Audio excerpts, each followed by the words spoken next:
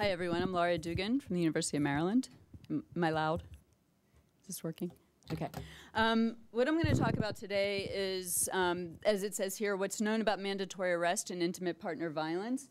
I'm going to start by just giving an overview of some of the research leading up to the research that I'll be presenting today. This is what's been intriguing about what we know about mandatory arrest and intimate partner violence is that there's been a very strong interaction between the research community and the policy community. In the early 80s, Larry Sherman, and actually, wrong slide. Let me move on to that. In the early 80s, Larry Sherman and Burke, they used an experimental design to actually study the effects of arrest in Minneapolis. And what they found was that those offenders of partner violence who were arrested were less likely to continue to beat their partner. And so this was a very important deal because it was direct evidence that arrest should work. And this is something that had been pushed by the battered women's community. So in the mid-'80s, the Attorney General issued a report recommending that officers arrest, and there was a vast array of policies that were implemented that were promoting arrest. The National Institute of Justice since then had done some replication studies, and the findings were mixed.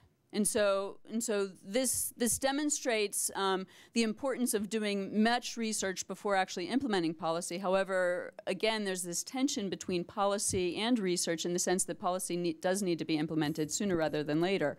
Others in Sherman had looked at the data much closer, and what they concluded is that there's a difference between those offenders who are responsive to arrest and those who aren't. Those who are responsive to arrest have more of a stake in conformity, meaning that if they have some more to lose if they are arrested, they're going to be more responsive. So those men who are married to their partners and those men who have jobs are more likely to respond to arrest. By taking that into account, there was some evidence of a modest deterrent effect with arrest.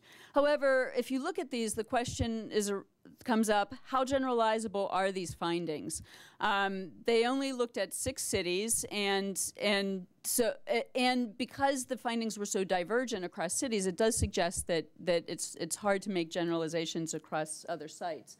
So what I'm going to do is I'm going to introduce a study that I did a number of years ago with Dan Nagin and Rick Rosenfeld, in which what we wanted to do is we wanted to look at the relationship between the tremendous growth in resources that became available to victims of domestic violence and the drop in intimate partner homicide over the same period. So the period that we're looking at are the mid-'70s up into the mid-'90s. And you can see just from this slide that over this period, and this is the period in which the battered women's movement had been working very hard to encourage policies that were to protect battered women, as well as develop resources such as battered women's shelters to help women. These 2 lines that are going up are, this dashed line represents the number of hotlines in a city that are designed to help women. And this particular line is an index that we created that represents the strength of legal advocacy that's directed toward battered women to help them negotiate the criminal justice system. And you can see with both of these have risen tremendously over this period. Now, the downward line is the rate of intimate partner homicide over the same period. And so this particular relationship strongly suggests that perhaps the decrease in homicides among intimate partners could be related to the rise in resources. And so that's what we sought to explore. And if we look at intimate partner homicide a little closer, what you can see is that intimate partner homicide is a mixture of lots of different types of homicide. If we disaggregate by the race of the victim, and this we focus on African American and whites, and you can see that that the story of the decline is mostly among African Americans, although that's a story about magnitude, because if we took this line out of the graph and looked at just whites, you would see that there's also a decline. It's also important if we're looking at the gender of the victim. So the decrease in intimate partner homicide is much stronger for male victims, whereas female victims, it was also declining, but not quite to the severity. In fact, if you look at '76, the rates of intimate partner homicide is the same for males and females, whereas in the closer years, the rates of male victimization is much lower.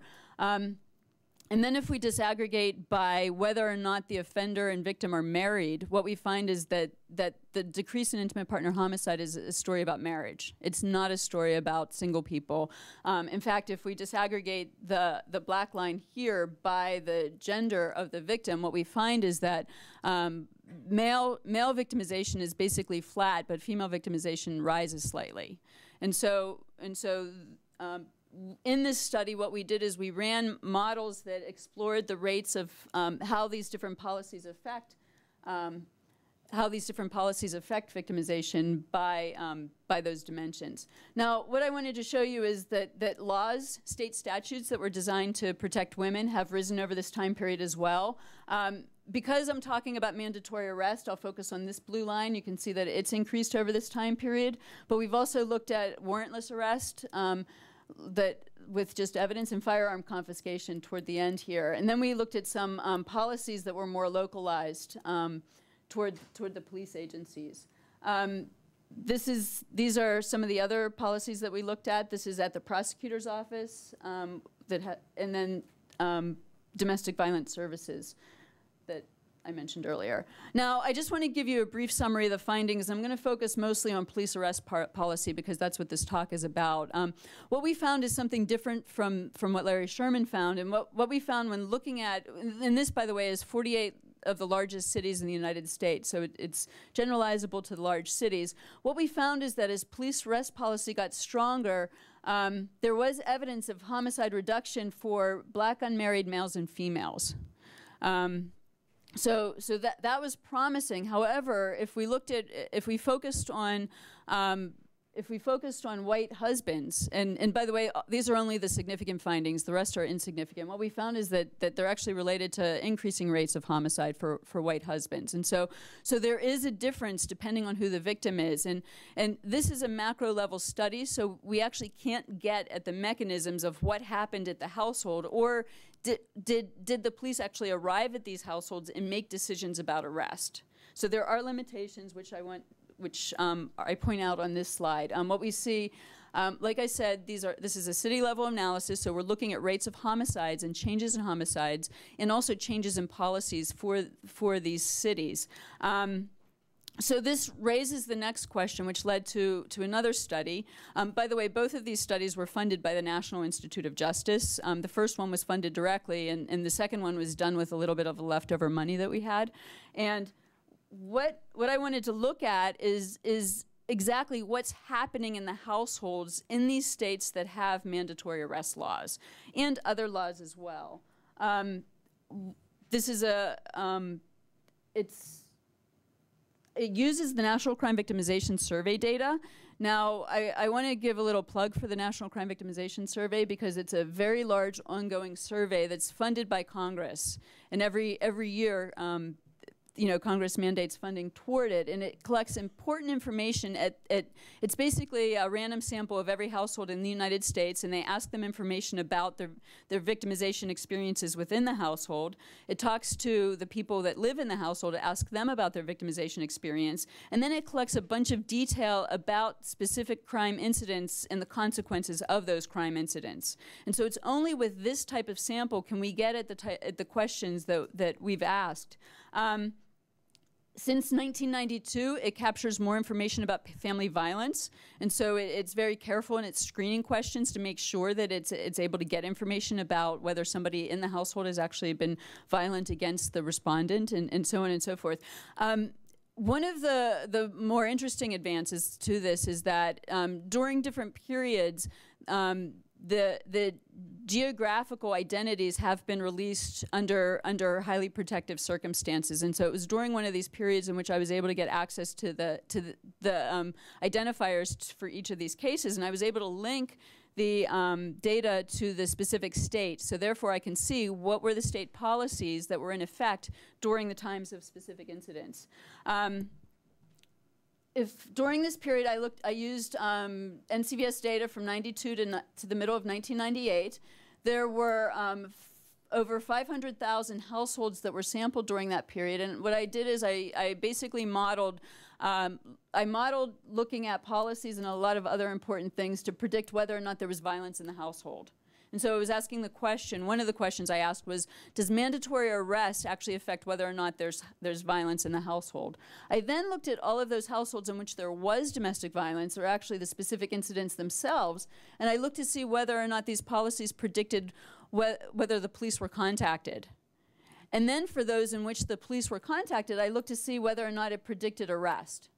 So it's a sequential type of an analysis, although there were specifically 3 different analyses, and the results are basically here.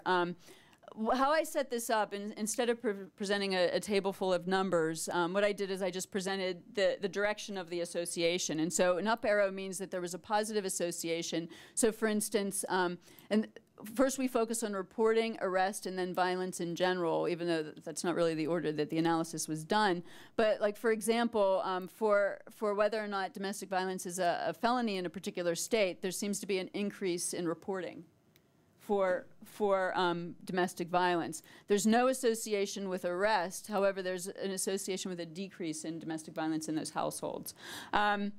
Mandatory arrest, in states in which there are mandatory arrest laws during that entire period, there's appears to be a decrease in whether or not the probability that the household will, is that telling me I need to be quiet? Okay.